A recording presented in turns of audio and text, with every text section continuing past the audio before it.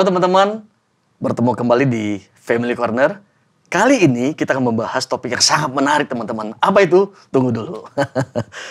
Nah, teman-teman, pernahkah kamu merasa emosimu terkuras habis setelah berinteraksi dengan seseorang yang selalu mengutamakan diri mereka sendiri, memanipulasi situasi, atau bahkan mengabaikan perasaanmu? Nah, efek dari berelasi dengan seseorang yang memiliki NPD. Nah, ini topik yang akan kita bahas hari ini, teman-teman. NPD itu adalah Narcissistic Personality Disorder. Nah, berelasi dengan orang-orang seperti ini bisa sangat menghancurkan bagi korbannya. Rasa percaya diri yang terkikis, kebingungan yang mendalam, bahkan keraguan tentang diri sendiri bisa terjadi, teman-teman. Di episode kali ini, kita akan membongkar apa yang terjadi di balik perilaku narsisistik ini. Dan bagaimana hal itu bisa merusak hubungan. Nah, lebih penting lagi teman-teman, kita akan coba cari tahu bagaimana kita bisa melindungi diri kita dari dampak jangka panjangnya. Nah, karena itu teman-teman sudah hadir bersama kita kali ini, ya, di episode kali ini teman-teman. Bapak Julham Effendi, selamat datang Pak. Terima kasih waktunya. Ya, salam Pak Sencuan, salam juga teman-teman. Senang sekali saya bisa diundang, senang sekali bisa berbagi juga khususnya tentang topik yang sudah diceritakan oleh Pak Sencuan nih hari ini. Kita ngobrol santai ya Pak ya? Ya, santai pasti. Nah, NPD ini kan pasti Pak Julham sudah pernah lah ya, menghadapi konseling-konseling, kasus-kasus berkisar tentang NPD Pak.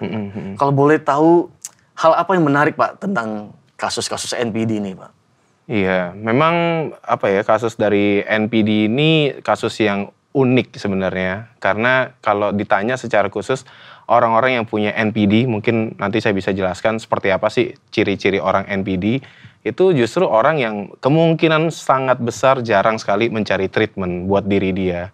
Kalaupun nanti dia akan cari treatment, itu karena lagi ada masalah yang buat dia tuh merasa misalnya akan melukai harga diri dia. Jadi lebih kepada kepentingan diri dia, barulah dia mencari treatment. Tapi sekali lagi bukan untuk supaya dia sembuh, bukan, tetapi supaya dia melindungi mungkin harga diri dia itu. Oke, sampai di sana dulu Pak. Nah, teman-teman menarik ya. Artinya NPD ini tidak akan mencari pertolongan. Betul. Oke, kita berbincang-bincang nih. Nah, kalau bicara NPD berarti sebenarnya NPD itu apa sih Pak? Kalau kita bahas NPD Pak ya. Sebenarnya itu NPD itu apa kalau gitu Pak? Iya, memang kan dari kata Narcissistic Personality Disorder, artinya sebenarnya setiap dari kita pasti punya perilaku narsisistik. Dan ada narsisistik yang sehat, dan ada narsisistik yang tidak sehat. Oh, jadi ada yang sehat, ada yang tidak sehat, betul. Nah, yang tidak sehat inilah yang kalau sudah mengganggu fungsi sehari-hari, sudah mengganggu orang lain, maka disebut jadinya narcissistic personality disorder. Makanya ada disordernya, Pak. Betul. Jadi kalau dengan narsis, orang bilang, oh lu narsis lu. Iya. Nah, itu beda atau itu yang sehat atau yang gimana Pak? Iya. Nah, makanya nanti biasa gini, ada 3 ciri khas besar kalau seseorang yang punya NPD. Satu, dia punya rasa grandiosity. Jadi dia punya rasa bahwa diri dia tuh penting secara berlebihan. Biasa tuh jadi ciri khas besar. Kemudian yang kedua itu dia punya keinginan dikagumi berlebihan. Jadi selalu berlebihan, karena kalau udah ngomong disorder, entah terlalu berlebihan atau kekurangan. Nah, yang ketiga, kekurangan empati. Jadi sulit sekali dia empati dengan perasaan orang lain. Nah, itu 3 ciri khas besar. Nanti kalau berdasarkan kitabnya orang-orang psikologi nih, nah nanti ada 9 gejala, di mana kalau 5 dari 9 itu dipenuhi, maka barulah disebut dia NPD atau Narcissistic Personality Disorder. Tadi menarik tuh Pak. Pengen dikagumi. Yang pertama tadi apa Pak? Grandiosity, rasa dia tuh orang yang penting secara berlebihan. Bukankah sebenarnya kalau secara manusiawi nih Pak, semua orang pasti suka dipentingkan dong Pak? Betul. Suka diakui, dihargai. Betul Pak ya? Betul. Tapi bagaimana kita bisa melihat bahwa oh ini berlebihan ini, dosisnya berlebihan. Itu kalau sampai mengganggu atau gimana? Pasti memang sampai udah mengganggu gitu ya. Dan sebenarnya kan ada tipikal narsisistik yang sehat, contohnya rasa percaya diri. Rasa percaya diri itu kan penting. Itu termasuk sebenarnya narsisistik tapi yang sehat. Nah, mengganggu itu misalnya kalau dia sudah sampai tidak bisa menerima bahwa diri dia tuh punya kekurangan. Kalau orang yang percaya diri kan artinya dia tahu, oh saya punya kelebihan, saya punya kekuatan di area ini, tapi saya juga tahu saya punya kekurangan di sini. Nah, artinya kalau dia tahu dia punya kekurangan, punya kesalahan, dia bisa belajar mengelola itu. Nah, yang disorder ini, bagian ini nggak ada nih sama sekali. Oke. Gitu.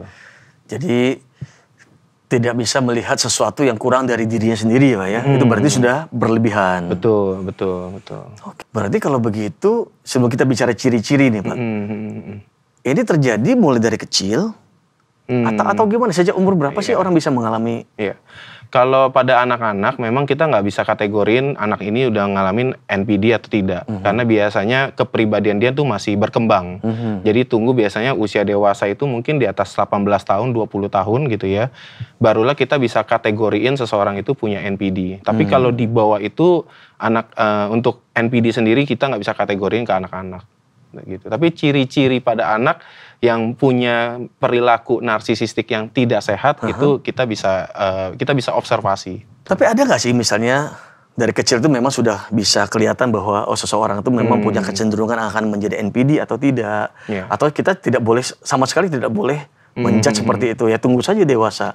Biasanya sih mulai kelihatan, misalnya kalau anak ini nih suka motong pembicaraan gitu ya. Kalau dikasih tahu belajar sabar dulu, tunggu orang ini ngomong, dia marah-marah. Nah itu biasanya udah nunjukin perilaku narsisistik. Tapi kita nggak boleh bilang anak ini punya perilaku dia NPD gitu. Remaja juga sebenarnya secara kepribadian dia memang ada kepribadian tertentu berkembang yang sepertinya dia punya perilaku narsisistiknya besar. Karena kan dia misalnya lebih egosentris, tapi sebenarnya masih termasuk kategori perkembangan remaja yang masih bisa diterima gitu. Tapi kalau dia sampai misalnya mengembangkan egosentris itu sampai dia nggak bisa peduli sama orang lain, nggak belajar bisa melatih dia bisa punya kesalahan, selalu bahkan bisa manipulasi orang lain atau guru misalnya atau orang tua tentang kesalahannya. Nah itu sudah jadi satu signal nih, perilaku narsisistik itu kalau nggak bantu buru-buru untuk dilatih, nah itu bisa jadi NPD. Berarti sebenarnya NPD itu sesuatu yang dipelajari. Karena kan kalau lihat secara umum ya Pak, misalnya saya merasa utama, pengen diperhatikan, itu kan kayak sesuatu yang dipelajari atau ini sebenarnya juga genetik nih. Sebenarnya bisa keduanya sih. Memang ada riset bilang kalau orang tua punya punya perilaku atau bahkan NPD itu dilihat ada bisa menurunkan genetik itu ke anak gitu. Tapi kalau lihat sebagian besar faktor itu memang secara istilah nurture. Jadi secara bagaimana dia diasuh begitu. Dia mungkin mengobservasi misalnya lingkungannya dari kecil. Karena nanti ada karakteristik keluarga yang punya kecenderungan narsisistik misalnya, atau memang dari pola asuh sendiri yang dari kecil itu misalnya dia udah jadi anak emas, itu akan membuat dia lama-lama jadi seorang NPD gitu ya. Terus kemudian juga masalah secara istilahnya lingkungan, misalnya ada stereotype, contoh lah ya misalnya orang yang cantik kulitnya putih gitu, wah kebetulan anak ini udah kulitnya putih, dia memenuhi semua standar lah yang dibilang secara stereotype ini cantik atau ganteng. Nah biasanya lama-lama itu bisa membuat seseorang berkembang dengan NPD. Oke, jadi dari kecil sebenarnya dia akan melihat ya, mungkin mengimitasi juga, mencontoh.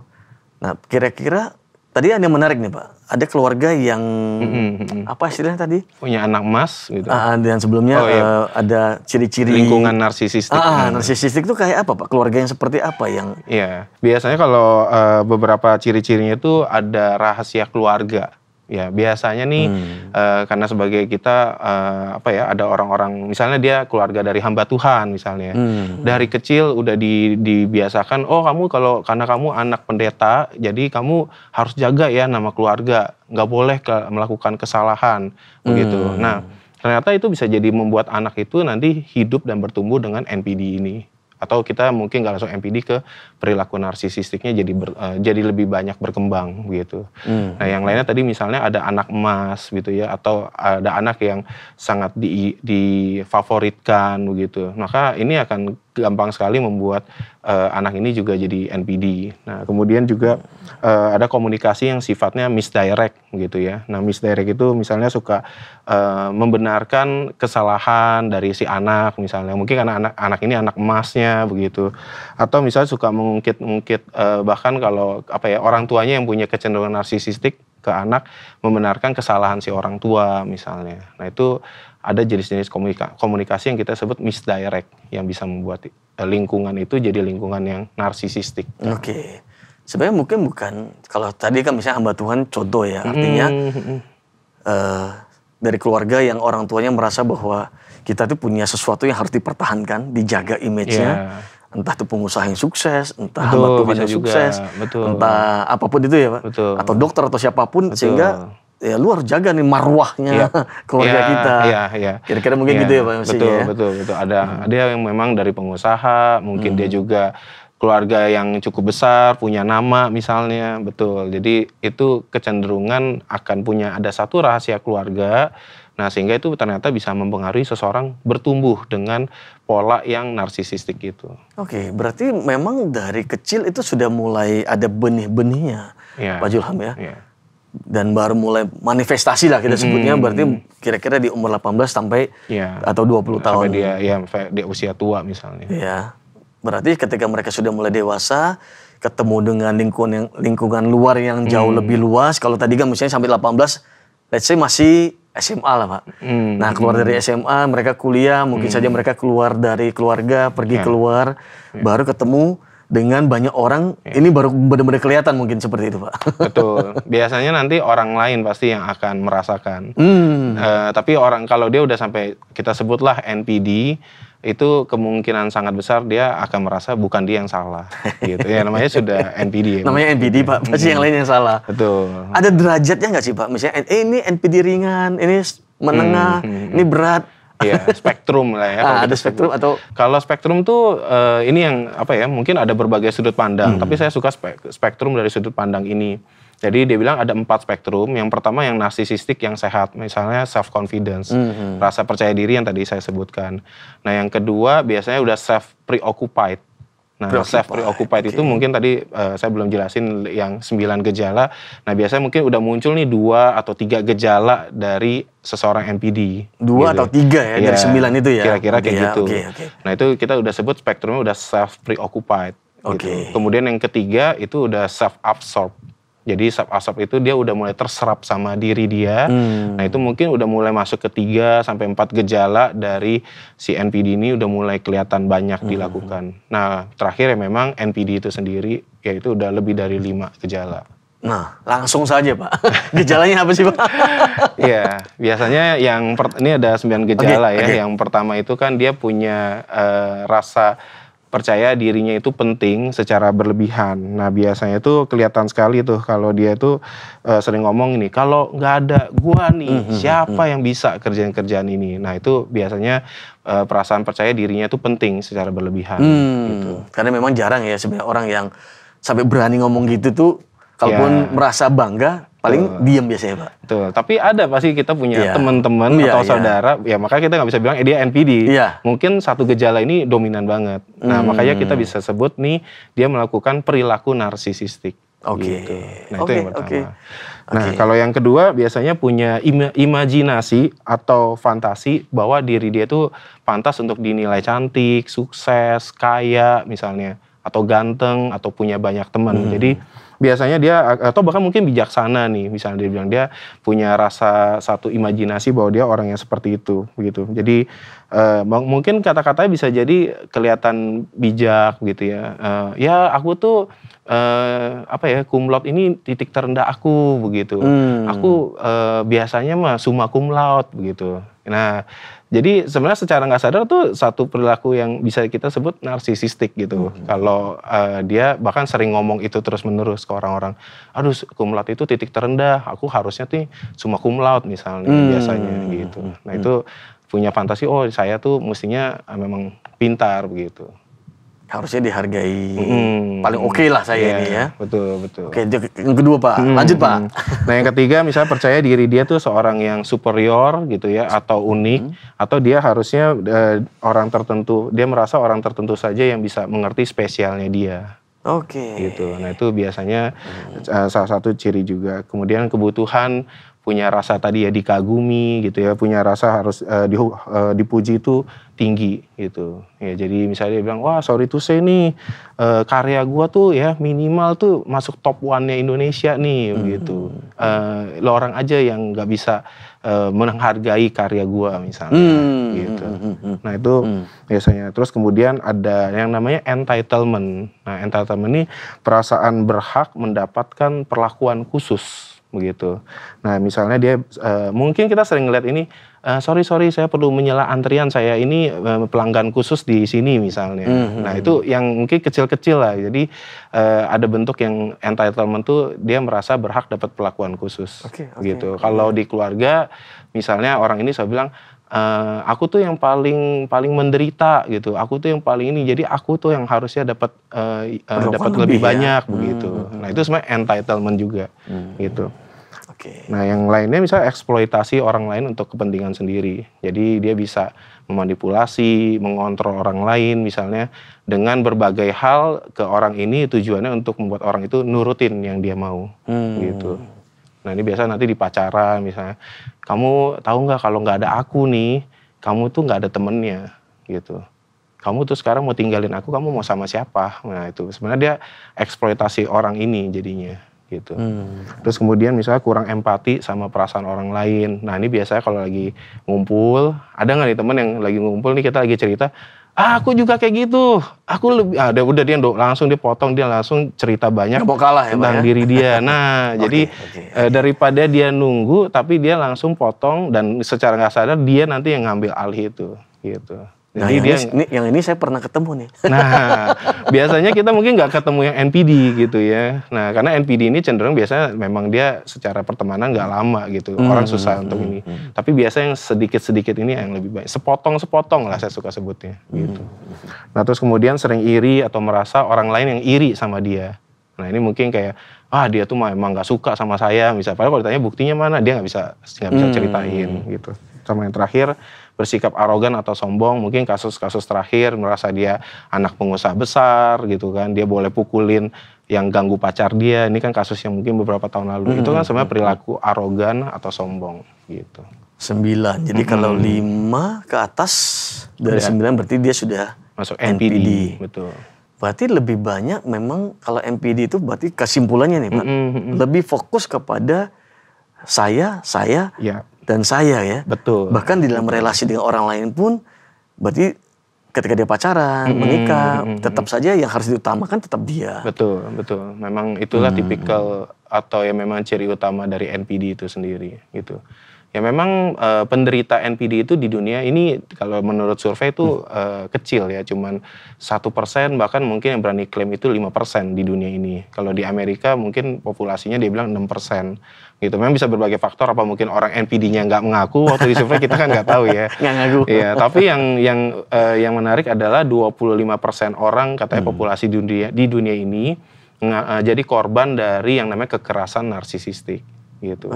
Nah itu jadi kita korban ini Pak. Korban. Apakah korban dari NPD kita nggak tahu, tapi ngalamin yang namanya tadi tuh ya beberapa gejala yang tadi itu kekerasan narsisistik itu jadi korbannya itu 25% dikatakan. Tapi sebenarnya yang paling menderita itu berarti korbannya ya, bukan pelakunya Pak ya. Atau pelakunya pun sebenarnya bisa menderita juga Pak Julham. Mungkin kalau untuk pelaku itu lebih kepada menderita karena dia ngerasa itu tuh self esteem, harga dirinya dah itu kayak dia nggak dapet karena mungkin korbannya nggak mau memenuhi. Nah itu yang bikin dia menderita. Tapi kan saya gitu, menderita karena dia untuk dirinya sebenarnya gitu. Tetap kita akan bilang. Jadi misalnya kalau dia mau memanipulasi sebuah relasi, tapi pasangannya tidak mau, akhirnya tidak terpenuhi kebutuhannya itu ya. Lalu dia merasa depresi. Iya, depresi, mungkin punya anxiety disorder. Nah memang biasanya baru ketahuan orang-orang ini waktu ke psikiater. Oke. Gitu. Jadi kalau biasanya orang-orang yang ketahuan NPD ini karena ke psikiater, tapi bukan NPD-nya, tapi karena tadi depression-nya lah, anxiety-nya lah. Nah barulah setelah di assessment, Ternyata kamu NPD. Gitu. Jadi orang-orang NPD datang mencari pertolongan bukan karena NPD-nya, Betul. tapi karena gangguan yang lainnya ya Pak ya, yang menyertai. Betul. Oke. Tapi mungkin orang mikir gini Pak, ya kalau lu NPD ya sudahlah, lu tanggung lah. Tapi kan masalahnya kalau kita melihat disorder yang lain Pak, itu kan lebih banyak yang menderita adalah si pelaku, si orang tersebut Pak ya, yang mengalami disorder ini. Tapi kalau NPD ini kan ternyata dampaknya itu yang luar biasa adalah kepada orang lain, korbannya orang lain. Nah ini sejauh mana kita menghadapi orang-orang seperti ini Pak? Bagaimana caranya sih Pak? Iya. Supaya jangan sampai jadi korban nih. Iya, memang kalau NPD ini sejenis dengan antisocial personality disorder. Jadi memang biasanya menderita tuh korbannya. Cuma bedanya kalau NPD kan dia tidak melakukan kekerasan fisik atau bisa membahayakan nyawa orang lain. Kalau antisocial kan biasanya dia bisa berani, dia senang atas orang lain kalau misalnya sampai ada pembunuhan, disiksa. Nah itu memang udah masuk ke antisocial. Nah kalau ditanya memang yang paling menderita tuh pasti korbannya gitu. Nah untuk korbannya sendiri memang dia perlu belajar mengenali gitu mana yang sehat dalam sebuah relasi, tahu bahwa dia sedang diperlakukan dengan tidak benar dalam sebuah relasi. Biasanya yang jadi masalah adalah korban itu sendiri nggak sadar gitu kalau dia itu sedang tidak dihargai hak dia dalam sebuah relasi. Nah biasanya korban itu sendiri mungkin punya isu sehingga dia udah nggak bisa bedain, saya udah diperlakukan dengan tidak benar nih, batasan saya sudah dilanggar sama pasangan saya atau orang ini misalnya.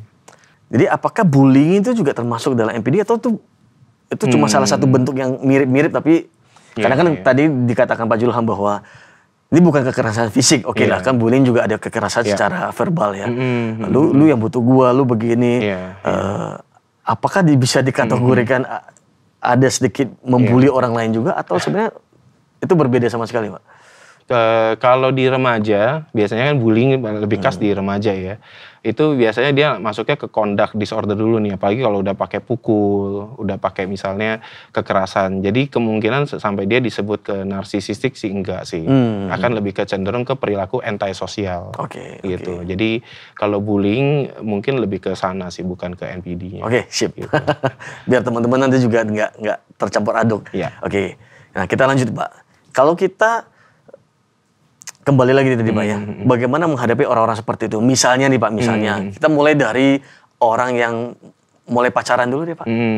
Misalnya gitu ya. Nah supaya tidak sampai salah pilih.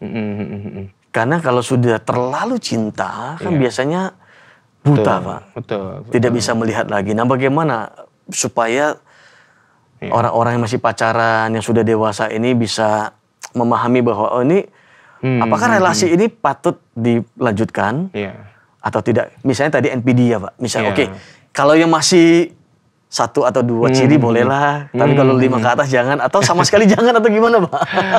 Iya, memang yang biasanya perlu dilakukan tuh kenali dulu bahwa dia mendapatkan kekerasan narsisistik itu. Nah biasanya kapan dia mengalami kekerasan narsisistik? Nah ada pola memang yang kita sebut pola relasi yang narsisistik.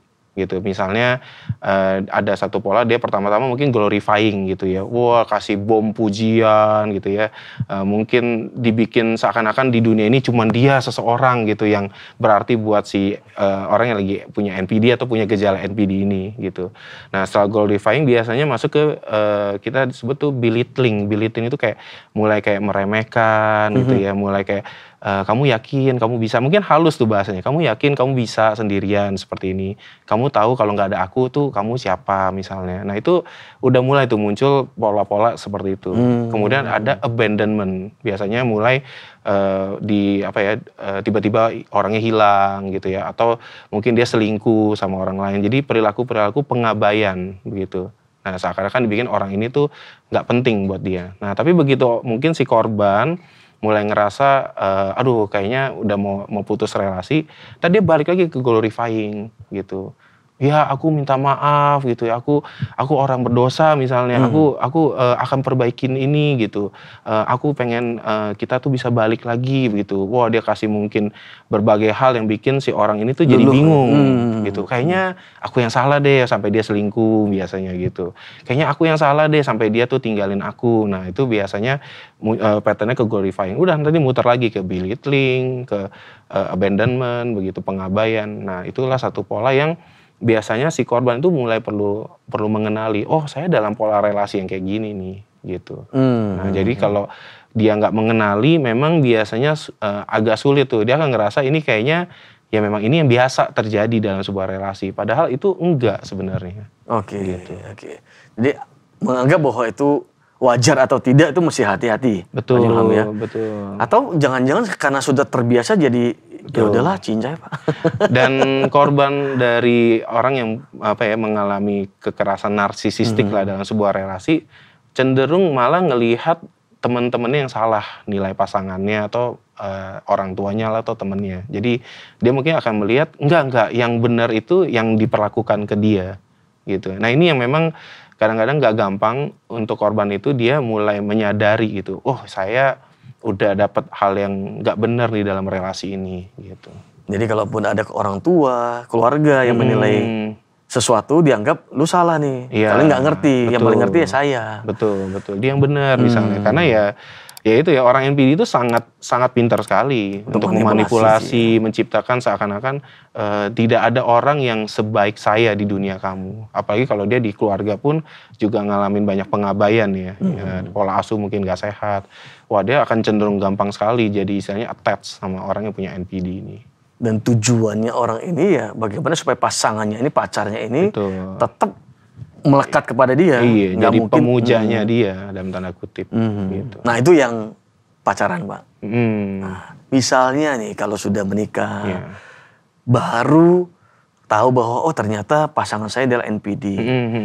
Nah, bagaimana bisa membangun sebuah relasi yang cukup ini Mbak, jangan sampai tentu saja kan yang ya kita berharap bahwa kalau yang si pelakunya ini bisa diterapi lah. Itu nanti kita bahas Pak. Tapi yang kita mau bahas dulu adalah dari korbannya ini bagaimana caranya Pak? Iya, memang kalau untuk yang sudah menikah tentu dalam prinsip kita sebagai orang percaya kan kita tidak melihat perceraian sebagai satu jalan keluar. Maka yang jauh mungkin bisa dilakukan walaupun ini tidak akan mudah ya jalannya, yaitu membuat batasan.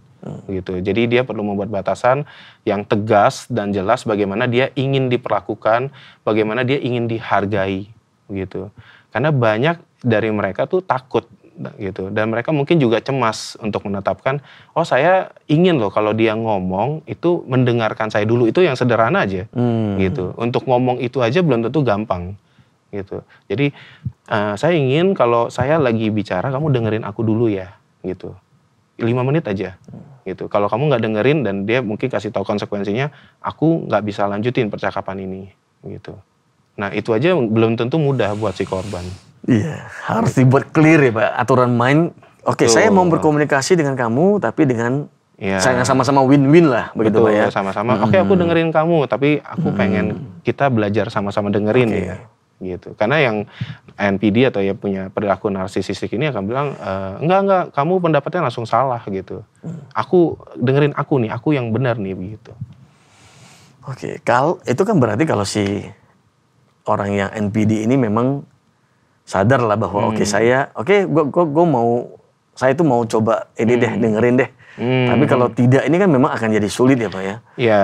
Betul. Makanya kalau udah seperti itu menerima dulu bahwa pasangannya itu ya di luar kontrol dia, bahwa ya kenapa mungkin Tuhan izinkan menikah dengan pasangan ini, ya kita selalu melihat Tuhan punya maksud baik begitu ya.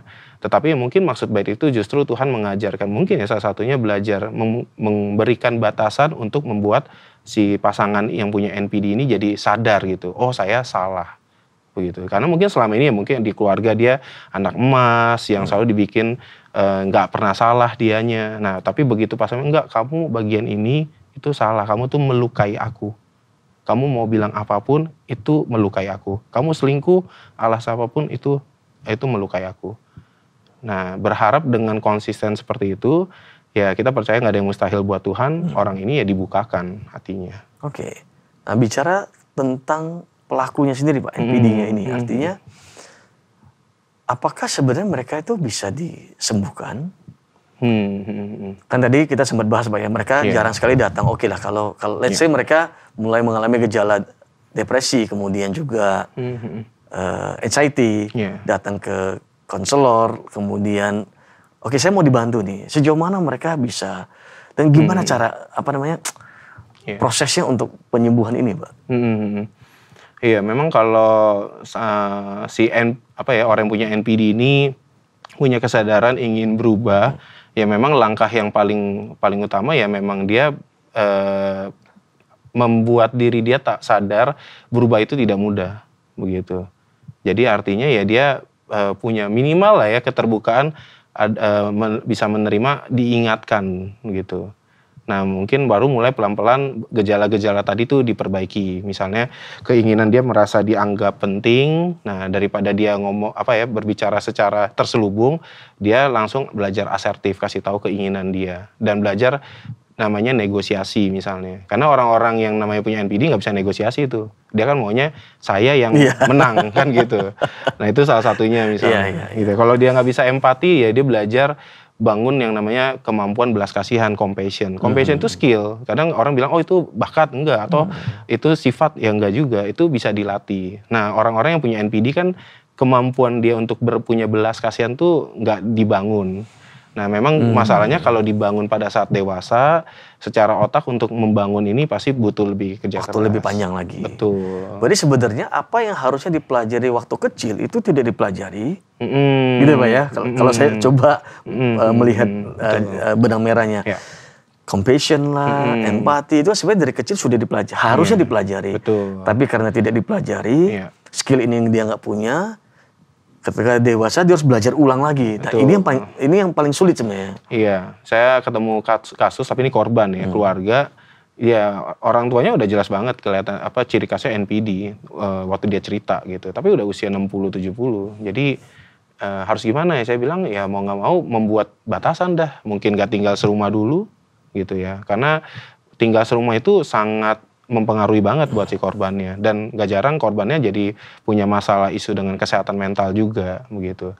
Nah itu tapi bukan hal yang gampang gitu waktu sama-sama mikirin gimana ya buat batasan, karena kita udah ngomong ada faktor budaya lah, orang-orang juga yang nggak ngerti NPD mungkin akan lebih ngecap si korbannya yang buruk gitu. Belum lagi orang NPD ini bisa ngomong ke orang-orang anaknya lah yang nggak benar memperlakukan dia gitu. Jadi sebenarnya ketemu seseorang yang punya relasi NPD dalam keluarga, pasangan, apapun itu tuh bukan hal yang mudah. Kalau temen mungkin kita gampang putus. Selesai. Keluarga atau pasangan, wah ini perkara yang berbeda. Jadi berat kayaknya. Betul. Ya. Iya, kalau belum menikah oke lah gitu Pak ya. Iya, belum menikah bisa bilang putus gitu ya. Langsung tidak ada kontak sama sekali. Kan menikah nggak mungkin. Menikah apalagi sudah punya anak atau betul orang tua kita, betul. Atau itu saudara kita atau yang memang cukup dekat dengan kita. Wah, ini topik menarik teman-teman. Jadi karena ini sulit teman-teman, maka kalau begitu memang sebaiknya memang sejak awal kita bisa antisipasi ya Pak Julham ya. Betul. Harus memperhatikan bahwa kalau relasi ini sudah tidak sehat, mengarah ke NPD, ya mendingan ya dengan logika ya, dengan sangat logis kita harus mengambil keputusan ya. Iya, betul. Kalau memang kita dari masih pacaran, udah kenal seperti ini, kita masih punya putaran balik nih gitu. Kalau kita punya temen, kita tahu nggak bisa untuk, maksudnya dalam pergumulan kita, iya ya bukan kita yang bisa bantu teman kita yang punya NPD, ya udah kita mungkin jaga jarak lebih banyak. Tapi kalau di dalam keluarga, apalagi itu pasangan, saya rasa itu struggle-nya atau pergumulannya akan lebih berbeda. Ya mungkin ya cari bantuan lewat konseling atau ke mungkin hamba Tuhan untuk bisa lebih membantu kita lah, brainstorming gitu istilahnya. Berarti untuk para korban kalau teman-teman merasa bahwa misalnya ya ada korban yang merasa bahwa saya butuh pertolongan, sebaiknya memang dia ditolong dulu ya Pak ya. Biarkan dia tahu dulu batasannya harus seperti apa. Betul. Dia sendiri harus sehat dulu. Minimal itu yang bisa dilakukan. Kalau masalah pelaku ya itu nanti next lah. Betul. Menguatkan si korban dulu, barulah setelah lebih kuat bagaimana menolong orang lain atau mungkin diri dia dulu nih mesti dia tolong gitu. Itu dulu sih. Pak Julham, ada satu pertanyaan ini Pak. Kalau misalnya si pelaku ini melakukan kekerasan narsisistik ya. Nah, sebenarnya dampak apa saja Pak? Efek buat korbannya ini Pak? Iya. Efeknya biasanya yang paling kelihatan korban itu sering ngerasa cemas. Apalagi kalau orang itu udah mulai kontak dia misalnya. Ya, cemas, bahkan mungkin juga depres. Kalau bangun tuh, aduh apalagi yang pasangan saya akan lakukan hari ini, begitu. Dia akan ngomong apa sama saya. Nah itu biasa salah satu cirinya. Terus kemudian ada gejala yang namanya post traumatic stress. Ya biasa ini ada ciri-ciri gejala trauma, sering mungkin dia ngalamin flashback, rasa takut. Jadi itu biasanya yang kita sebut post traumatic stress. Kemudian banyak kehilangan perasaan rasa berharga gitu dalam diri dia. Jadi mungkin dia ngerasa, mungkin pertanyaan ciri khasnya, saya cukup baik nggak sih hari ini? Jadi mempertanyakan ya diri sendiri. Saya udah benar belum ya? Nah itu biasanya kehilangan rasa percaya diri, rasa berharga dia itu. Kemudian juga secara fisik mungkin sering sakit kepala, sakit perut, begitu ya. Badan rasanya sering gampang sakit. Nah itu biasanya salah satu ciri yang korbannya sering alami, begitu. Kemudian juga mungkin ada memori jangka pendek yang dia sering mungkin merasa lupa gitu ya. Iya ya, tadi pagi saya ada apa ya gitu. Nah sebenarnya itu mekanisme yang biasa badan suka lakukan untuk melindungi seseorang supaya nggak terlalu painful. Tapi kan sangat jadi bahaya ya kalau dia akhirnya terus-menerus melupakan yang sebenarnya ini perlu diberesin. Berarti sistem pertahanan diri Pak ya? Betul. Supaya dia nggak terus sakit, dia coba melupakan. Betul. Tapi itu bisa jadi bahaya. Dan yang terakhir sering ngalamin mood swing. Biasa orang-orang yang lain juga ngalamin, mungkin dulu orangnya tuh ceria gitu ya. Wah hari ini kok bisa dari pagi ceria, malam dia langsung marah-marah misalnya. Terus secara kepribadian pun kayak bisa berubah-berubah gitu. Karena kan orang narsisistik membuat orang ini kan nggak boleh gitu punya kepribadian atau identitas sendiri gitu. Nah biasanya itu salah satu dari sekian dampak yang dialami. Kalau tidak ditolong Pak, dampak yang lebih berat lagi apa Pak dengan korbannya? Gak jarang dia jadi nanti pelaku NPD juga. Itu dampak paling besarnya. Gitu. Karena dia pengen memulihkan harga diri dia kembali, maka dia menjadi pelakunya. Iya, jadi akhirnya dia melihat mekanisme yang dia terima dari orang yang NPD, akhirnya dia juga menjadi pelaku NPD. Dampaknya itu sih. Pak, kalau untuk NPD itu lebih banyak pelakunya itu adalah pria atau wanita atau gimana Pak?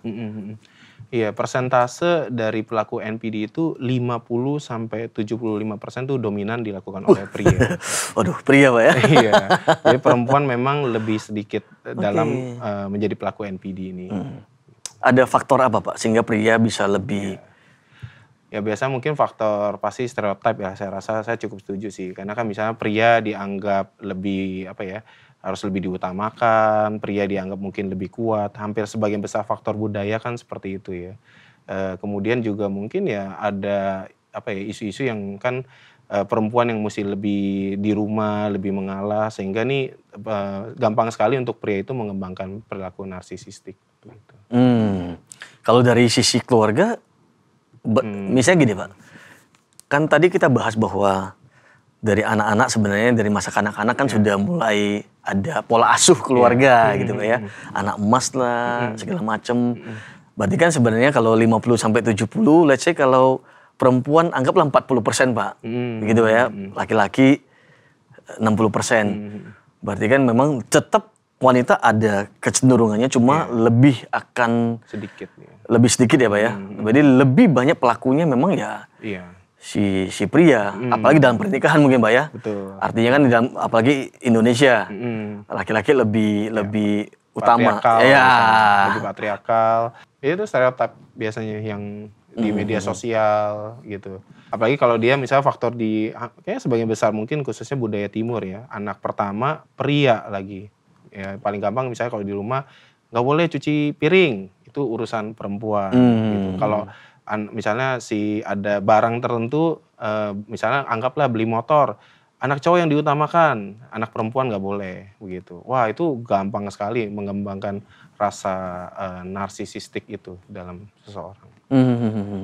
Ya memang nggak salah sih mestinya cowok, tapi akhirnya sering jadi satu stereotip yang membuat makanya pria mungkin lebih gampang menderita NPD gitu. Dan kebanyakan yang jadi NPD juga orang-orang yang punya kekuasaan juga tuh banyak gitu.